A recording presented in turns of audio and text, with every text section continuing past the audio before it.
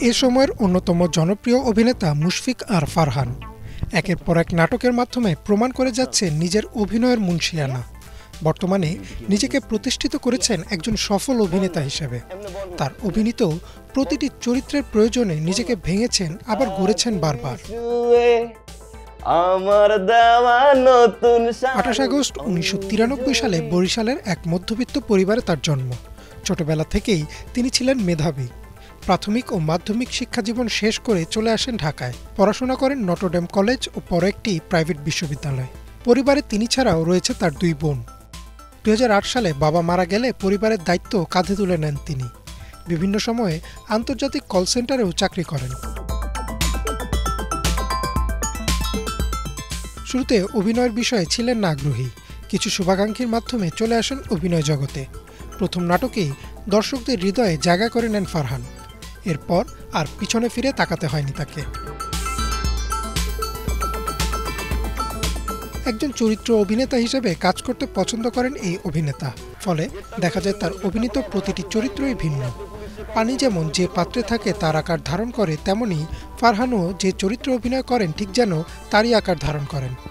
ইতিবাচক বা নেতিবাচক দুই রকম চরিত্রই যেন সমানভাবে পর্দায় তুলে ধরেন এই অভিনেতা। খেয়াল, তোমার পাশে থাকতে চাই, চলো ভালোবাসি অথবা তুমি যদি বলোর মতো নাটকে যেমনভাবে ফুটিয়ে তুলেছেন নিজের রোমান্টিক ভাবমূর্তি, তেমনি আদরের প্রতিশোধের মতো নাটকে নিজেকে চিনিয়েছেন কঠিন চরিত্র অভিনেতা হিসেবে।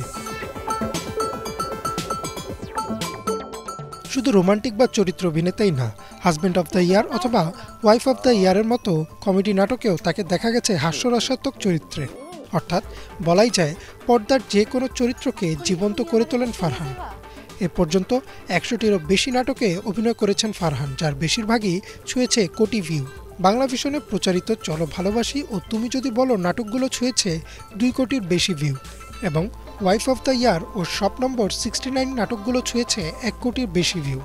এছাড়াও এই ঈদে প্রচারিত দালাল, খেয়াল ও হাজব্যান্ড অফ দ্য ইয়ার নাটকগুলো পেয়েছে তুমুল দর্শক জনপ্রিয়তা। শুধু অভিনয় নয়, লেখালেখিও করেন ফারহান। তার লেখা বই লিসেনার্স ডায়েরি তুমুল পাঠক জনপ্রিয়তা পায়। এছাড়াও তার লেখা লিসেনার্স ডায়েরি 2 ও কিভাবে আরজে হওয়া যায় বইগুলো ব্যাপক আলোচিত। বর্তমান সময়ে সবার পছন্দের অভিনেতা হয়ে উঠেছে মুশফিক আর ফারহান।